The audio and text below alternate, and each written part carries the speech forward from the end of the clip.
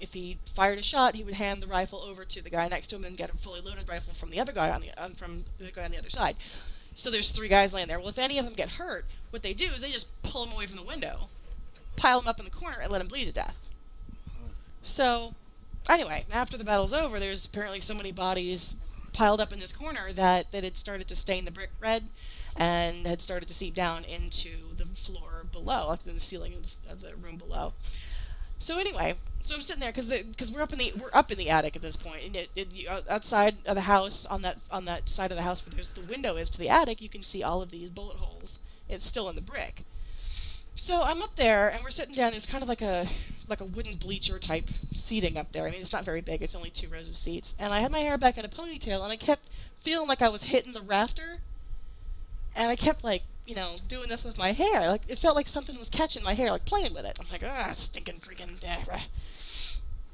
So, then you know, there's these big cases up there that shows all this stuff that they've recovered. They recovered from the battlegrounds. I mean, there was a bayonet that they had actually bent to help lift bodies because they didn't.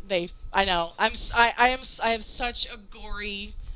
I love the gore. I'm sorry. Anyway, I don't like gory movies, but I love stories like this.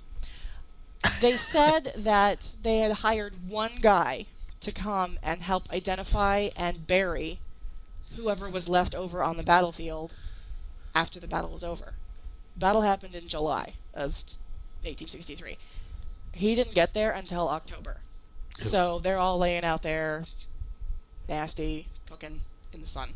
Maggots. Yeah. Well, anyway, so he gets out there, and this is the storyteller telling this story, of course, and she's, you know, I can tell she's pretty much right there where I am, as far as the gore is concerned, but she said, you know, how... I'm sorry. There's somebody making faces at me.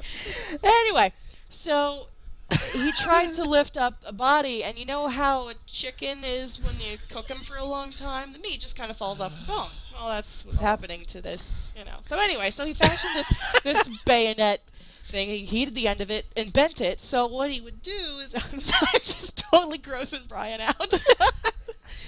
They would just hook the I might have to stand up for this and show him how. You take a hook and you go right here, you pull, and you go.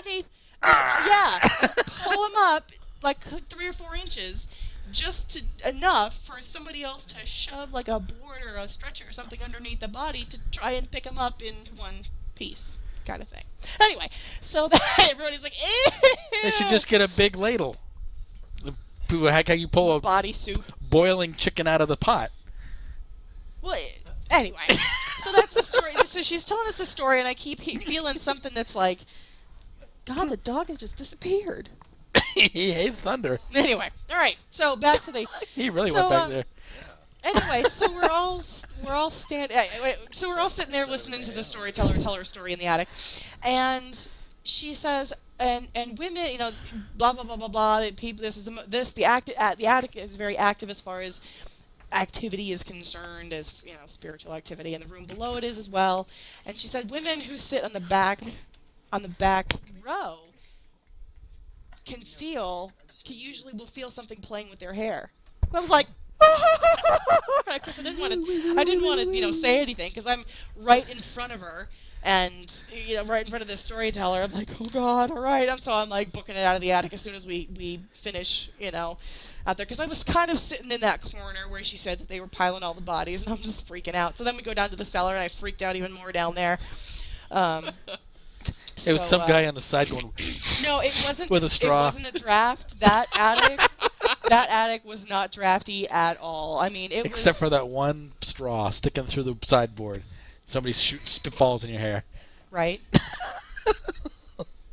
Thank you for ruining my creepy story. Oh, I hate you now. I beg to differ. That was plenty creepy enough. I could tell more. I have more creepy stories from Gettysburg, but you know what? I'm not talking to you. It was pretty cool. We took us out to what's that place called? Cemetery Hill? Yeah, Cemetery Hill. Which the east ridge of it is not on like the military park property. because there's a middle school that butts up against it, so she's like, you can be out here all night if you want to. She's like, I recommend being out here taking pictures as much as you want to. She's like, they were, oh wow, there's thunder. Anyway, Yep. shiny, distracted. You know what that means? They might delay KP's flight. Uh-oh. Anyway. Where was I? Oh, I was in the middle school. In the middle of the middle school, very, very dark, no lights, no nothing. And there's like a football field or like a track or something out there. And she told us that when they were digging the supports for the bleachers in '96, they found a mass grave of 60 bodies. I'm like, dang. You can just imagine how many are still buried out there. You imagine playing soccer and you kick up a shin bone? We didn't stay because we had like an hour drive back. You find to out it's got a Harrisburg, gray but- coat attached to it. Ew. Ew. Oh my.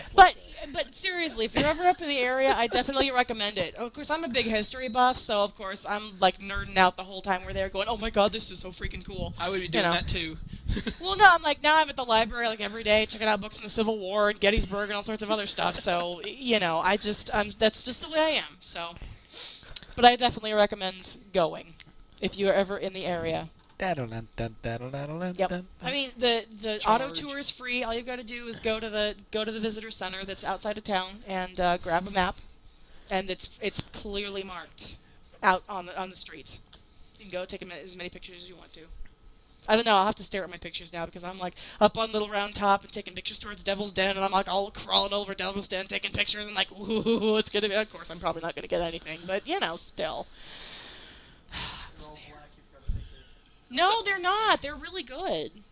They're not all black, so yeah. I'm looking at them. That night. We're driving back, and of course it's pitch black on the roads.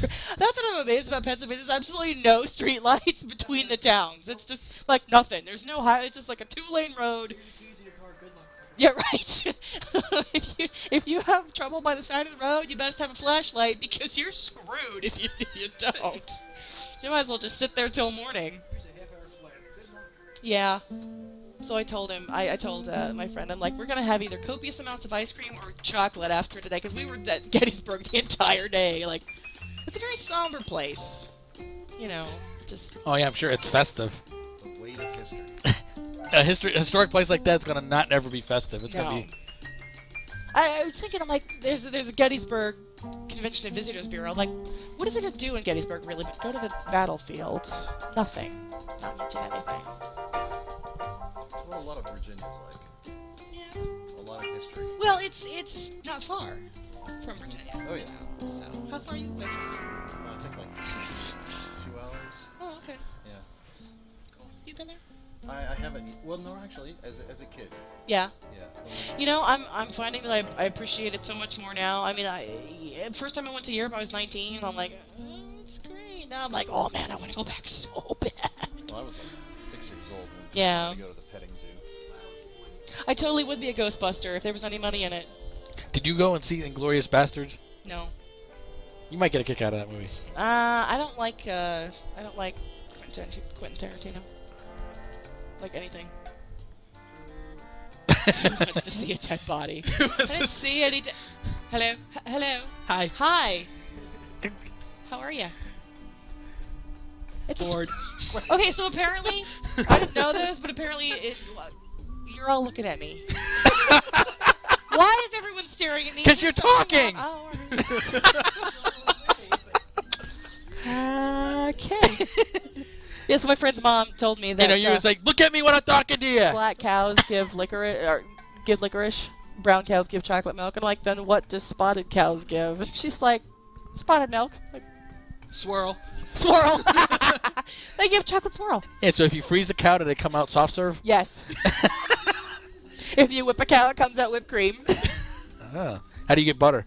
Churn it. You shake it. You shake the cow. Oh, that's a milkshake. Hang on. How do you get butter? You gotta churn the rod. I think you're wrong sex of cow. That ain't butter. Moo! Moo! Moo!